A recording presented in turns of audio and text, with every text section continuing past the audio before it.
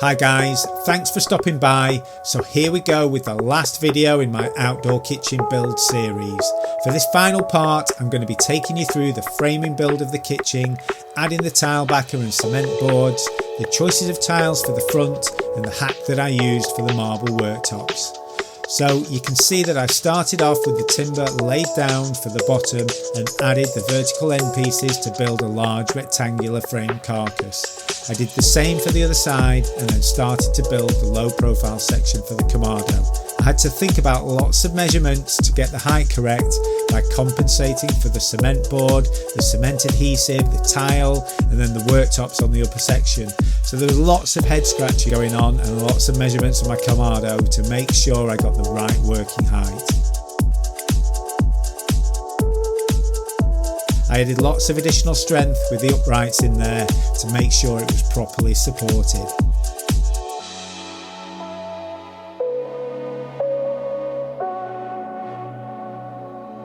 Once that was done, I carried on with the rest of the left hand part of the kitchen.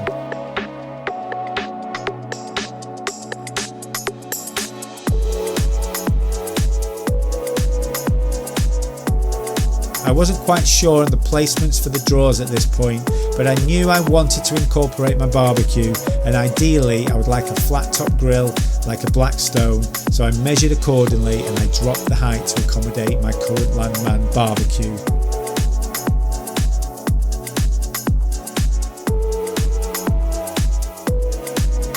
You can see all the drawers and the cupboards have arrived. I went for a combination of cupboards and drawers on each side. These are all Viva stainless steel and have been holding up well so far. I roughly fitted them in here so I could see what it looks like and space them out evenly. I need to make a decision on the sink that's supposed to be going on the right, but so far I haven't decided. Here I am framing all the cupboards with their final positions and then I can move on to the tile backer boards. These are for the front and back, and where I've got hot places like the Kamado and the barbecue grill, I'm using cement boards because of the heat. You can see it's quite easy to do, it's easy to cut, it's easy to fit. Just make sure you get proper fixing washers in there so it holds it on properly and it doesn't rust. Use stainless steel screws so you don't get any corrosion or tiles popping off. You can see inside there's plenty of space which can be boarded out. Got the drawers to use for all my barbecue tools, probes and grates. It's looking good.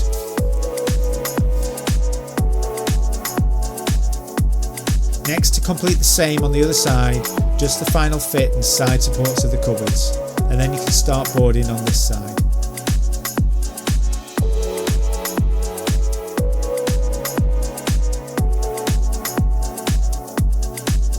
The backs are easy because they're 600mm wide boards fixed to 600mm centres. All done.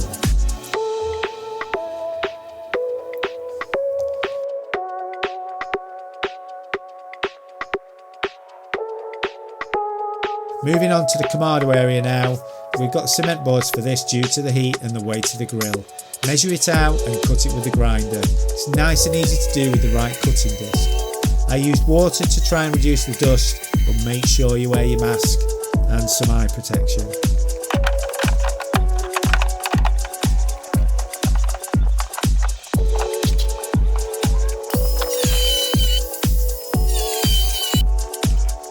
All done. I marked out where the joists were and I screwed everything in place. So that's the framing and the boarding done for the carcasses, and now we're ready to move on to the tiling. I chose these great looking tiles. I wanted a wood slat effect and I managed to find these 1200 by 600 porcelain tiles which are suitable for all weather conditions, and they're going to be okay outdoors, in the frost and right through the winter.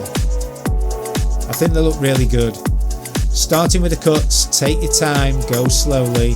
Some of the cuts were really quite tricky, but I managed to do it with minimal wastage. I was very limited with the number of tiles I had in the pack, so I had to make sure I got all the cuts correct.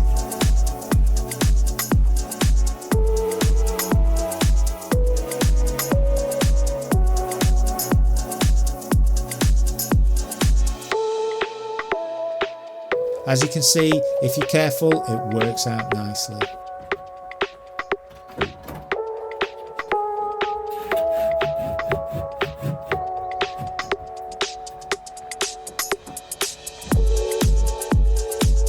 So the end bit here on the right was just a blank. It cost too much to buy a stainless steel bin cupboard, so I decided just to cut the middle out of it and then I could use it as a wood store.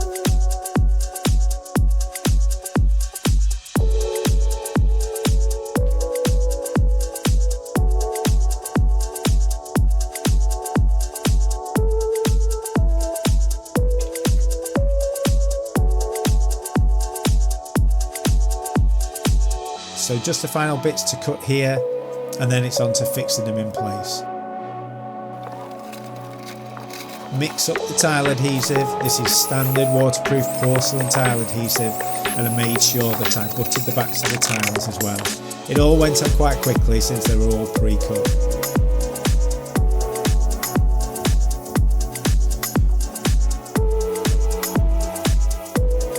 Moving on to the worktops now. I've been collecting these marble fireplaces over the last couple of years, and I think I've acquired about 5 or so from Facebook Marketplace, all for free.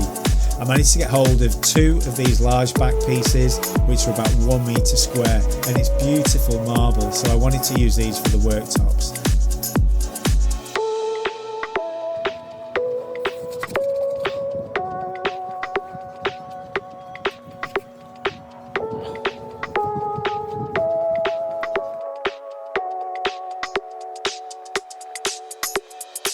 Cut them into place using the same cutting disc on the grinder that I used for the porcelain tiles.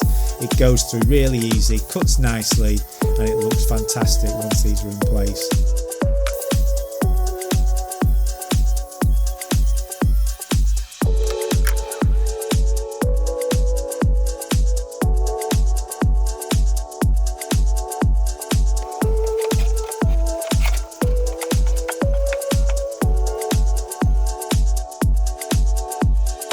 I'm still unsure about what to do with the sink, so I just added 2 slim hearth pieces in there.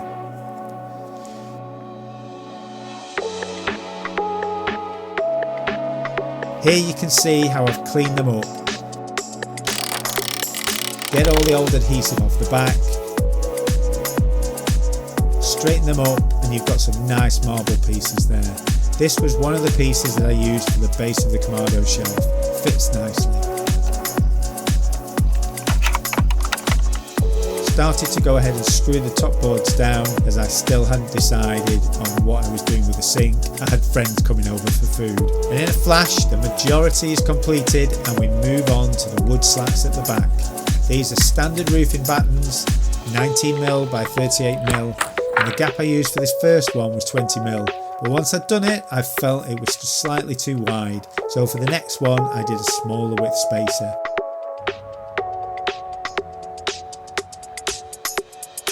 It was about a 10mm spacer I used on the next one, and I think it looks better, so I changed the other one the next day. I've used 2 extra vertical supports in the middles to give some extra rigidity, and I can remove the whole thing just by unscrewing those side supports. The whole frame will then come out if needs be. I used thin Torx head stainless steel screws to fix them in place. This stops markings or rust bleeding onto the wood, and they'll be weather and corrosion resistant too.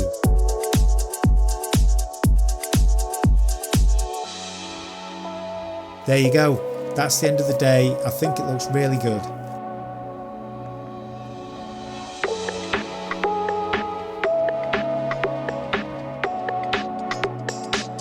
On to the final one now. I had to get some more buttons, so once I purchased those I was able to finish off.